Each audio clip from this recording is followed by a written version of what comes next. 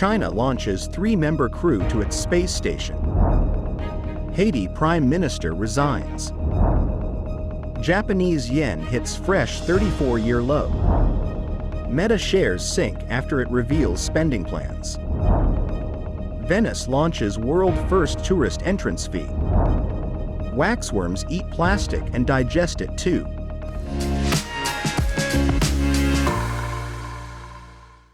Hello, I'm Johnny. Thank you for joining us on Funday News. It's Monday, April 29th, and here are your top stories. China launched a 3-member crew to its orbiting space station on Thursday as part of its ambitious program to put astronauts on the moon by 2030.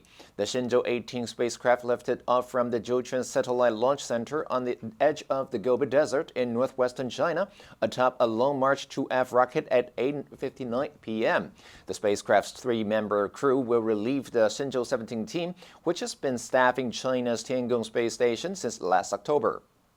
The China Manned Space Agency, or CMSA, held a send-off ceremony with flag-waving children and patriotic music for the Shenzhou 18 crew earlier on Thursday, as the 3 astronauts prepared to enter the spacecraft.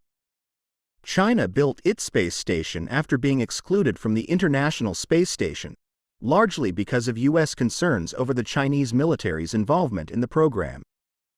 This year, the Chinese station is slated for 2 cargo spacecraft missions and 2 manned spaceflight missions. According to the CMSA Lin Shijiang deputy director, the Shenzhou 18 crew will spend about 6 months on the space station. They will conduct scientific tests, install space debris protection equipment on the station, carry out payload experiments, and popularize science education, among other things. Haitis Prime Minister Ariel Henry officially resigned Thursday as the transitional government is sworn in and a new leader. Michael Patrick Boisvert will become the interim president. Boisvert, working with a 9-member transitional presidential council, will try to quell the gas-fueled turmoil that has taken over Port-au-Prince. In March, Henry said he would officially resign once a transitional government was put in place. The Presidential Transition Council will be installed in a ceremony Thursday morning on the outskirts of Port-au-Prince. According to a government website, Boisvert became Haiti's Minister of Economy and Finance in 2020. He was the Director of Tax Inspection from 2010 to 2018 before he became Director of the Ministry of Economy and Finance. He has a master's degree in economic policy management from the University of Auvergne in France. He also has studied at the University of Port-au-Prince and the State University of Haiti. The installation of the Presidential Transition Council that will take over from Henry has been delayed for weeks amid intense behind-the-scenes jockeying for control among various political factions. Establishing the council is seen as a key first step toward ending the chaos that has engulfed the Caribbean nation, largely blamed on rival gangs fighting over turf, especially in the capital, as well as mostly absent state institutions. The yen slipped past 155 against the U.S. dollar on Thursday, touching a new 34-year low against continued strength in the greenback. The weakness comes as the Bank of Japan is due to release its monetary policy decision on Friday, and despite verbal warnings from Japanese authorities. Some market watchers have speculated that the 155 level would prompt intervention after the currency languished at multi-decade lows for a month. The yen's weakness has also been fueled by a stronger dollar. Stubborn U.S. inflation has spurred comments from Federal Reserve Chair Jeremy Powell that suggest rate cuts may not come in the next several months. The yen has weakened 4.2% since the BOJ's March meeting, worrying Japanese authorities and investors. There has also been talk of a potential coordinated intervention with South Korea. If enacted, analysts believe such action could politically and economically benefit both nations if it succeeded in supporting the yen and the Korean won. As much as markets would like to see Japanese authorities take decisive action to stem the yen's fall as soon as possible, analysts say it is unlikely that the central bank or the Ministry of Finance will act on it right away. Vishnu Varathan, head of economics and strategy for Asia at Mizuho Bank, wrote in a note saying, "The FX tail will not be allowed to wag the dog."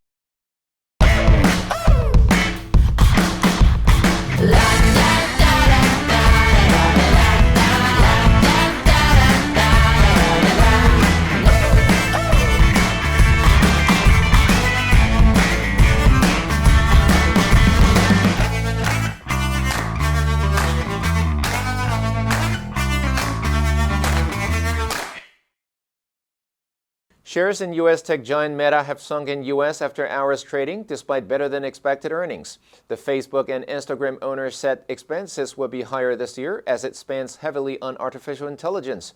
Its shares fell more than 15% after it said it expected to spend billions of dollars more than it had previously predicted in 2024. Meta has been updating its ad-buying products with AI tools to boost earnings growth. It has also been introducing more AI features on its social media platforms, such as chat assistants. Its shares fell despite its beating the expectations on its earnings. The firm said it now expected to spend between $35 billion and $40 billion in 2024, up from an earlier prediction of $30 to $37 BN. First quarter revenue rose 27% to $36.46 billion, while analysts had expected earnings of $36.16 billion. Meta's rival Haiti will fight an unconstitutional law that could result in TikTok being sold or banned in the U.S. President Biden has signed into law a bill which gives the social media platform's Chinese owner, ByteDance, 9 months to sell off the app or it will be blocked in the U.S. Ms. Lund Yates said that, looking further ahead, the biggest risk for Meta remains regulatory. Last year, Meta was fined €1.2 billion by Ireland's data authorities for mishandling people's data when transferring it between Europe and the U.S. Visitors to Venice will have to pay an entry fee after the tourist hub on Thursday became the first in the world to introduce a charging system for day trippers. In a bid to thin out the crowds that throng to see the canals, bridges, and striking architecture during vacation season, day trippers will have to pay €5 to enter the lagoon city on 29 peak days, mostly on weekends, as part of a trial phase until July 14th. Tourists who have booked at least one night at a hotel in the city will be exempt from the charge, as will residents, workers, and students in the city. Visitors under age 14 will also be exempt, but like the day trippers, they will also have to ensure they have registered online and received QR codes. Those without smartphones will have to go to the city's Santa Lucia train station to buy tickets. Officials in the city estimate an average of 50,000 people a day visit Venice, an influx that almost matches the resident population, some of whom are unhappy about the new charge. 3 years ago, large cruise ships were banned from sailing into the Venetian lagoon, and the city has also announced limits on the sizes of tourist groups. While the charge in Venice is still in its experimental stage, other popular Italian tourism destinations, like Lake Como, which has struggled with overcrowding for years, are watching closely. Only time will tell whether it ends up dead in the water. Wriggling critters armed with enzymes can break down plastics that would otherwise take decades or even centuries to degrade. At first glance, there is nothing particularly remarkable about waxworms. The larval form of wax moths, these pale wriggling grubs feed on the wax that bees use to make their honeycomb. For beekeepers, the pests are something to swiftly get rid of without a second thought. But in 2017, molecular biologist Federica Bertoncini, who at the time was researching the embryonic development of vertebrates at the Spanish National Research Council, stumbled on a potentially game-changing discovery about these creatures.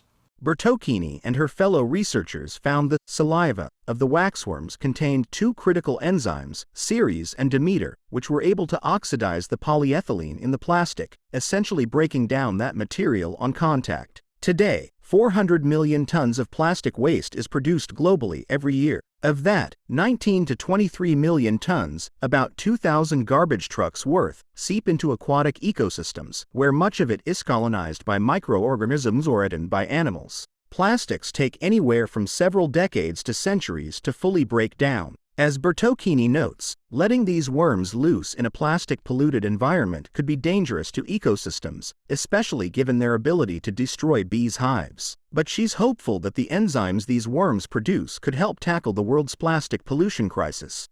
The answer for last Friday is B, discharging. The factory was fined for discharging chemicals into the river. Did you answer correctly?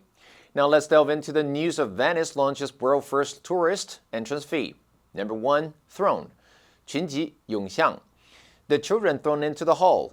Number 2, thin, 使变得稀薄, 使变稀疏变少. The crowd had thinned out and only a few people were left. Number 3, phase, 阶段时期. His anxiety about the work was just a passing phase. Next, we have a multiple choice question for everyone to practice. Which answer would you choose? You can write your answer in the comment section. The correct answer will be announced tomorrow. And that's all for today's Funday News. Be sure to tune into Funday News from Monday to Friday and click the link below to join Funday for free. I'm Johnny Wu, your host. I will see you next time.